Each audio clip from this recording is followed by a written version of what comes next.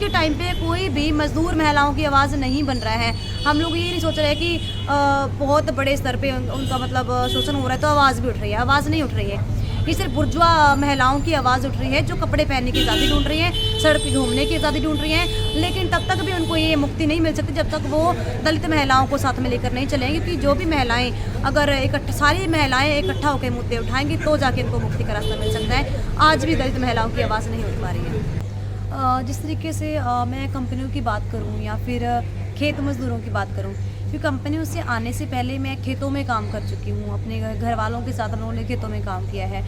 तो वहाँ भी मतलब जागीरदारू सोच है, अभी भी वो चीज़ें हैं जो अभी हमारे जो मोदी सरकार है जो मतलब वो उसी मनुवादी सोच पे जो चल रही है, वो गाँव में बहुत क्लियर देखने को मिलता है।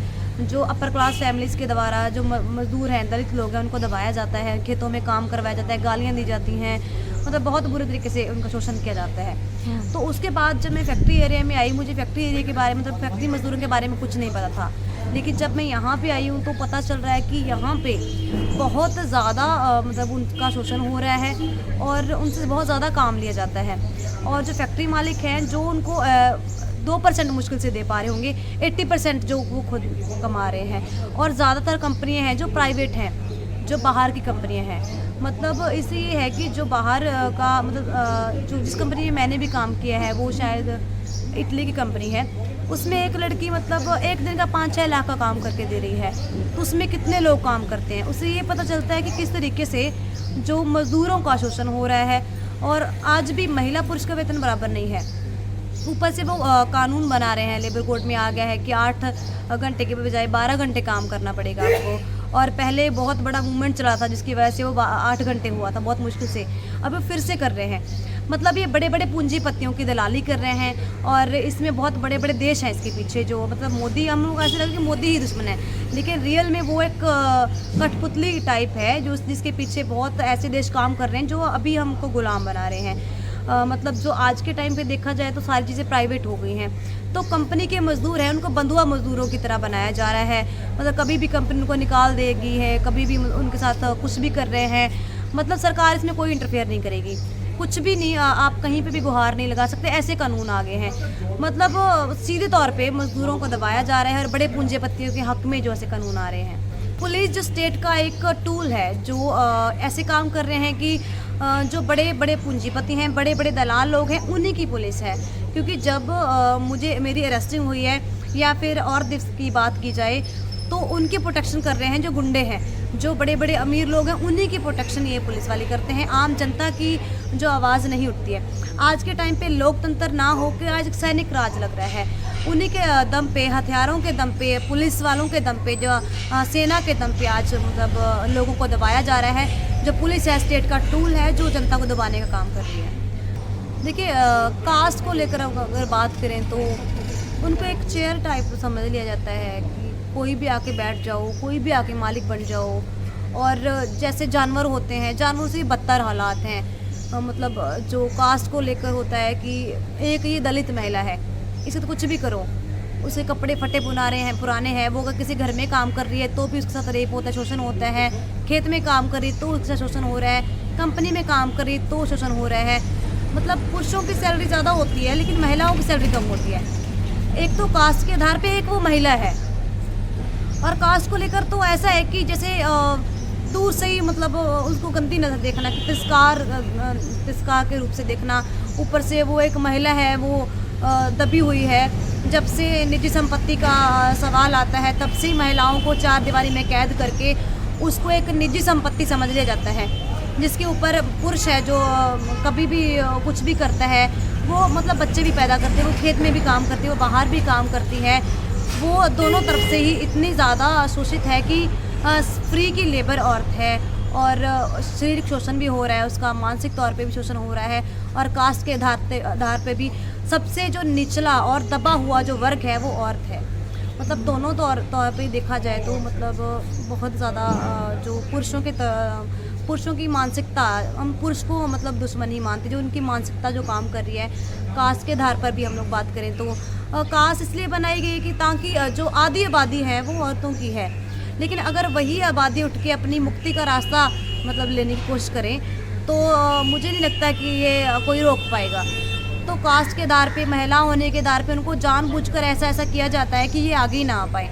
तो दोनों तौर पे हम लोग समझते हैं कि औरत बहुत ज़्यादा पीड़ित हैं और ज़रूरत है इनको आगे आने की और उनका सवाल उठाने की। देखिए मुझे नहीं लगता कि बहुत अच्छे तरीके से लड़ पा रही हैं। जो भी महिलाएं आगे आने की कोशिश करती हैं, हम लोगों ने ये देखा ऐसे संगठन भी बने हैं, महिलाओं के नाम पर संगठन बने हैं। उनकी आवाज़ क्या है, उनकी जो डिमांड्स होती हैं, हमें कपड़े पहनने की आज़ादी दो, हमें शादी करने की आज़ादी दो, हमें बाहर घूमने की आज़ादी दो।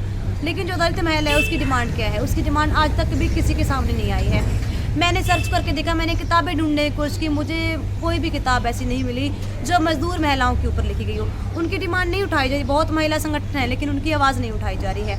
उनका तो रेप शोषण होता है, उनका बहुत ज़्यादा बड़े स्तर पे उनका शोषण हो रहा है।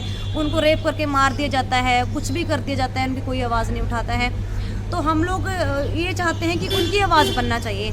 आज के टाइम पे कोई भी मज़दूर महिलाओं की आवाज़ नहीं बन रहा है। हम लोग ये नहीं सोच रहे कि बहुत बड़े स्तर पे उनका मतलब शोषण हो रहा है तो आवाज़ भी उठ रही है। आवाज़ नहीं उठ रही है। ये सिर्फ बुर्जुआ महिलाओं की आवाज़ उठ रही है जो कपड़े पहनने की आज़ादी ढूंढ रही हैं, सड़क पे घूमने की आज़ादी ढूंढ रही हैं। लेकिन तब तक भी उनको ये मुक्ति नहीं मिल सकती जब तक वो दलित महिलाओं को साथ में लेकर नहीं चलेंगे। क्योंकि जो भी महिलाएं अगर सारी महिलाएं इकट्ठा होकर मुद्दे उठाएंगी तो जाके इनको मुक्ति का रास्ता मिल सकता है। आज भी दलित महिलाओं की आवाज़ नहीं उठ पा रही है। देखिए, जब से मैं बचपन से देखा है कि हमारे मम्मी पापा हैं जो वो भी मतलब घर घर में जाके बात करना, मीटिंगें करना, क्योंकि ऐसा नहीं होता कि जो दुखी है उसको बताना पड़े कि आपका दुख क्या है। वो ऑलरेडी जानते हैं कि हमारा दुख क्या है, लेकिन उनको कोई रास्ता नहीं दिख रहा। वो ऐसा है कि कोई भी किरण उनको नहीं दिख रही है। तो उसके लिए हम लोग को क्या करना पड़ेगा, उनके जाके संगठित करना पड़ेगा। और जैसे मैंने जो यहाँ पे कुंडली एरिया में मजदूर विकास संगठन जैसे काम करता है, वो ये है कि हम एक दीवारों पे वॉल राइटिंग करना, घर घर में जाके संडे के टाइम पे मीटिंगें करना, उनको पर्चा बांटना, उनके अधिकारों के बारे में उनको बताना। क्योंकि उनको कहीं ना कहीं ये लगता है कि नहीं, हम कुछ भी नहीं कर सकते, हम तो कुछ है ही नहीं है। हालांकि हम लोग ये बताते हैं कि मज़दूरों से बड़ी ताकत कोई भी नहीं है। आज के टाइम पे हम लोग देखते हैं कि मज़दूरों को बहुत ज़्यादा दबाया जा रहा है, तो वो सोच ही नहीं पाता। तो एक जैसे हाथी का बच्चा, मैं हमेशा उदाहरण देती हूँ कि हाथी के बच्चे के पैर में बहुत बड़ी जंजीर बांध दी जाती है कि वो बहुत तोड़ने की कोशिश करता है, वो नहीं टूटती है। जब वो बड़ा हो जाता है, बहुत पतली रस्सी बांध दी जाती है, उसको ये लगता है कि ये टूटेगी नहीं, वो नहीं मतलब कोशिश नहीं करता। तो मज़दूरों के दिमाग में ये बिठा दिया है कि वो कुछ नहीं कर सकते, वो काम करने के लिए बने, वो यही कर सकते हैं। वो मतलब उनकी जो ज़िंदगी सुधार नहीं हो सकती, वो यही कुछ करेंगे। तो उनको कहीं ना कहीं यही लगता है कि हमारा तो काम यही है कि हम यही काम करें, हमारे पता नहीं पिछले जन्म में ऐसा क्या किया है। तो हम लोग उस सोच को तोड़ने के लिए लोगों के साथ लगातार बात करना, मीटिंग करना, कंपनी में काम करते करते उनको संगठित करना, उनसे बात करना, उनको किताबें पढ़ाना, उनको क्लासेस लगाना, ऐसे कर करके हम लोग जो बहुत मुश्किल से उनको आगे लेके आ पा रहे हैं। जैसे 1.5 लाख वहाँ पे मजदूर काम कर रहा है, उसमें से मुश्किल से 500 लोग जो निकल के बाहर आ रहे हैं। इतना ज़्यादा जो वो उनके दिमाग में बिठा दिया है कि आप कुछ नहीं कर पा रहे। इसमें सिर्फ एक जना काम नहीं, पूरी स्टेट, सिर्फ एक इंसान नहीं होता, हर जगह पे स्टेट अलग अलग तरीके से काम कर रही है। तो वो बहुत मुश्किल है लोगों को आगे लेके आ पाना। ग्राउंड में लोग बहुत कम काम कर पा रहे हैं, इसकी वजह से मुश्किल तो है ही, लेकिन फिर भी नामुमकिन नहीं है। देखिए, जो गाँव के मज़दूर हैं वो अपना दुश्मन समझते हैं। जो अभी किसान आंदोलन में जो अपर क्लास के लोग बैठे हैं, ये वही लोग हैं जो हम लोगों को खेत में एंटर नहीं करने देते। जब अपना काम करवाना होता है तो हमें बुलाते हैं, लेकिन जब हम अपने काम के लिए खेत में जाते हैं तो हमें गाली दे के बाहर ही निकाल दिया जाता है। तो ये बहुत ऐसा नहीं कि अभी किसान आंदोलन में वो साथ था, मतलब वो चीज़ निकल गई है, सोच ख़त्म हो गई है, वो अभी भी वो जारी है। लेकिन हम लोग ये सोचते हैं कि जो हमारा मेन दुश्मन है वो है स्टेट। क्योंकि अगर स्टेट जो किसानों को उनका जो नहीं दे पा रही है, उनको उनके जो फसल का रेट नहीं दे पा रही है, तो वो आगे मज़दूरों को उस तरीके से नहीं दे पाएगा। लेकिन किसान और जाट में बहुत अंतर है। एक होते हैं जाट जो वो ये बोलते हैं कि बस जो मज़दूरों का काम मज़दूरी करें और उनको आगे नहीं आने देना, हम लोग ये उस पे गद्दी पे रहें, जैसे हमेशा दबाते रहें। एक है किसान जो बहुत मुश्किल से खेत में काम करके अपना गुजारा कर रहा है। और ये आंदोलन किसान आंदोलन है, जाट आंदोलन नहीं है जो उस मानसिकता को लेके आ रहा है। लेकिन ऐसा नहीं है कि उसमें सिर्फ किसान ही है, ऐसी मानसिकता के लोग नहीं हैं, बिल्कुल हैं, ऐसी मानसिकता के लोग भी हैं। इसीलिए मज़दूरों की जो संख्या है नामात्र दिख रही है। उनको ये लग रहा है कि तो अपर क्लास लोगों का जो मूवमेंट है, हमारा इसमें कुछ होने वाला नहीं है। लेकिन कहीं ना कहीं जब लोग जागरूकता फैला रहे हैं, तो पता ये चल के आ रहा है, लोगों को कुछ कुछ समझ आ रही है। तो हमारा दुश्मन स्टेट है, हमारे खिलाफ भी तो कानून आ रहे हैं। अगर उनको उनकी जो फसल स्टॉक कर ली जाएगी तो हम क्या खाएंगे। तो वो जुड़े हुए हैं आप उनसे, जो प्रोडक्शन रिलेशन है तो उनमें कोई भी एक दूसरे के अलग नहीं है। तो किसान और मजदूर से जुड़े हुए हैं, हालांकि वो कम लूट रहे हैं और जो सरकार है वो बहुत ज़्यादा लूट रही है, उनको भी लूट रही है, हमें भी लूट रही है, दोनों तरफ से लूट रही है। इसमें यह है कि दुश्मन का दुश्मन दोस्त होता है, तो हम लोग को साथ में आकर ही एक मुक्ति का रास्ता निकालना होगा, क्योंकि अगर उनको मुक्ति मिलेगी तो वो मतलब हम लोग को भी मुक्ति मिलेगी। तो साथ में अगर मिलेंगे तो मुक्ति का रास्ता मिल सकता है और आगे जाके हम लोग नए तरीके से मतलब इसको बना सकते हैं, नीतियाँ नए तरीके से बन सकती हैं कि किसान जो मजदूरों को सही मूल्य से उनको भी काम का मेहनताना दे और सरकार उनको सही तरीके से मेहनताना उनको जो उनके फसल का रेट दे। तो कहीं ना कहीं जाके मतलब हम लोग इसको ख़त्म कर पाएंगे, वरना ये नहीं बोल सकते कि किसान लड़ते रहे मजदूर साथ में नहीं आएंगे तो हम लोग वैसे ही मर जाएंगे। इसलिए अच्छा यही है कि हम लोग एक साथ रहें और आने वाले टाइम में किसानों के साथ भी हम लोग अच्छा संबंध बना पाएँ और ये जनता जन आंदोलन बना पाए और हम मुक्ति के रास्ते पे जा पाएँ।